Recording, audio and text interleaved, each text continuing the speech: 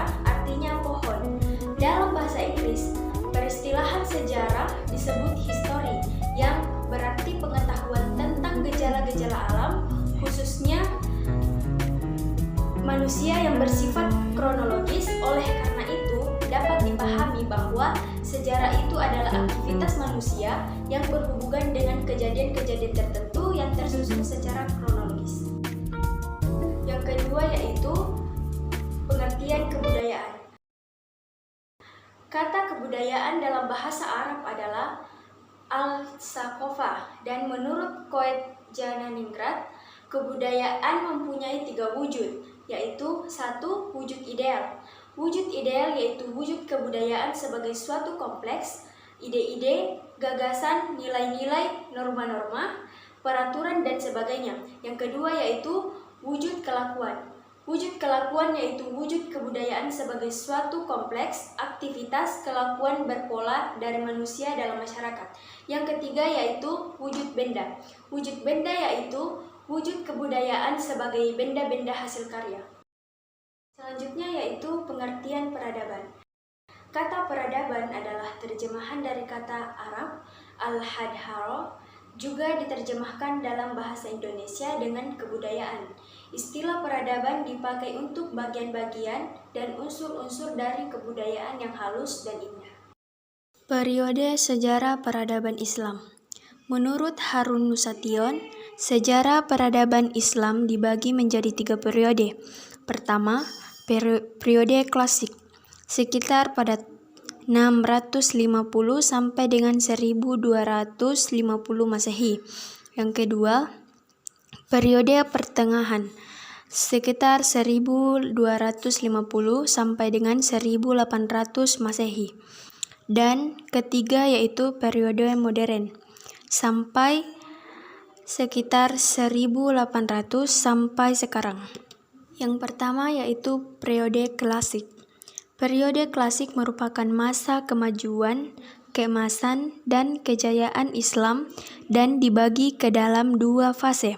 Pertama adalah fase ekspansi, sekitar 650 sampai dengan 1000 Masehi, di mana di masa inilah daerah Islam meluas melalui Afrika Utara sampai ke Spanyol di belahan barat dan melalui Persia sampai ke India di belahan timur. Di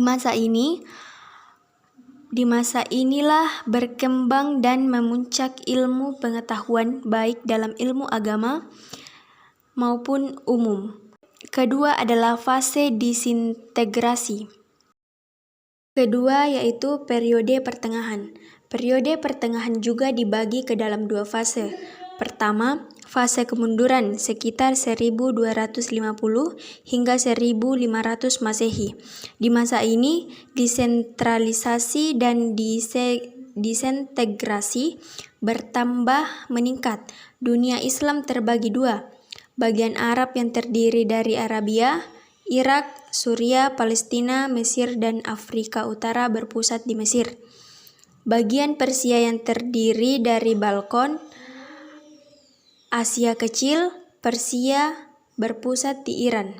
Kebudayaan Persia mendesak kebudayaan Arab. Umat Islam di Spanyol dipaksa masuk Kristen atau keluar dari daerah itu.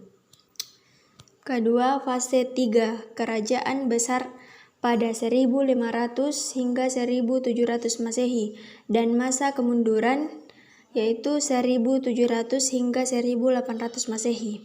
3 kerajaan tersebut adalah Kerajaan Utsmani di Turki, Kerajaan Safawi di Persia, dan Kerajaan Mughal di India.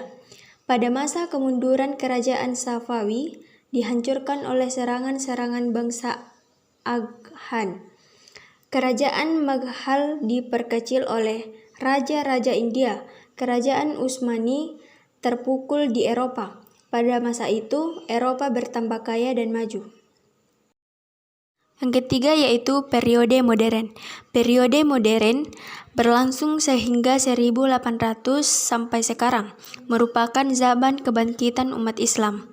Jatuhnya Mesir ke tangan Barat menginsafkan dunia Islam akan kelemahannya. raja-raja dan para pemuka Islam mulai memikirkan bagaimana meningkatkan mutu dan kekuatan umat Islam kembali. Dengan demikian, keadaan menjadi berbalik 180 derajat.